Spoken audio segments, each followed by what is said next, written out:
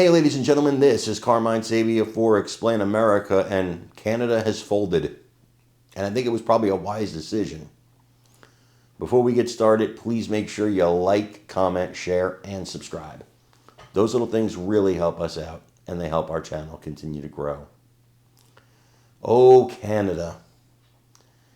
You know, you don't pick fights with the biggest kid on the playground. That's kind of like rule one when you get into school. Like, you learn that in grade school. You don't pick an argument or a fight with the biggest kid on the block, but you guys did. So you guys ran an ad out of context about Ronald Reagan talking about tariffs. Reagan was a fan of some tariffs. And for a lot of the reasons, Trump is a fan of the tariffs. You ran an ad out of context, and you made people believe that Reagan was an anti-tariff crusader who would be against what Trump is doing right now. Now, we don't know if he would or wouldn't, because he has passed on. May he rest in peace. But you made a big mistake because you made Trump very angry. And then Trump cut off negotiations with you guys. Well, Canadian Prime Minister Mark Carney admitted publicly that he phoned President Donald Trump and apologized for that ad, just to get negotiations started back again.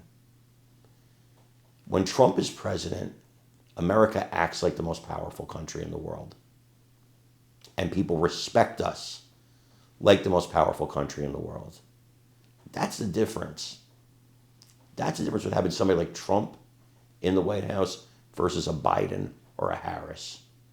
The respect factor. Hopefully this leads to a peaceful resolution to our tariff situation with Canada, our trade situation. Hopefully we find a mutually beneficial deal and go back to being awesome trading partners.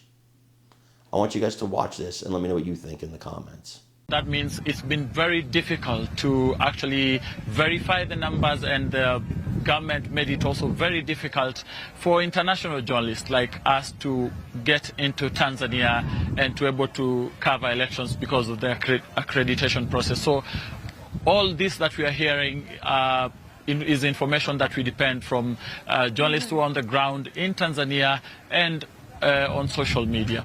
That's Victor Kanani there. The Prime Minister of Canada, Mark Carney, says he's apologised to President Trump over a controversial political advert.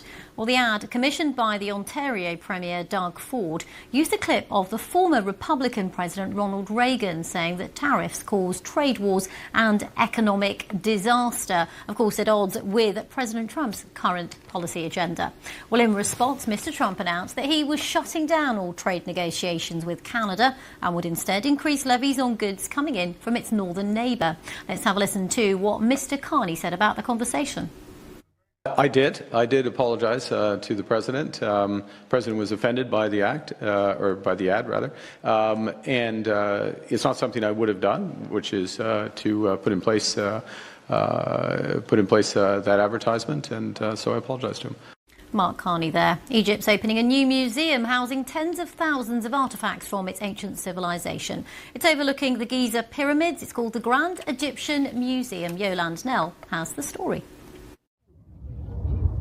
Near one of the seven wonders of the ancient world, Egypt is officially opening what it intends as a cultural highlight of the modern age. The Grand Egyptian Museum, one of the biggest museums globally, is packed with 100,000 artefacts. It's been partly open for a year and is now expected to bring millions more tourists. There's no doubt about who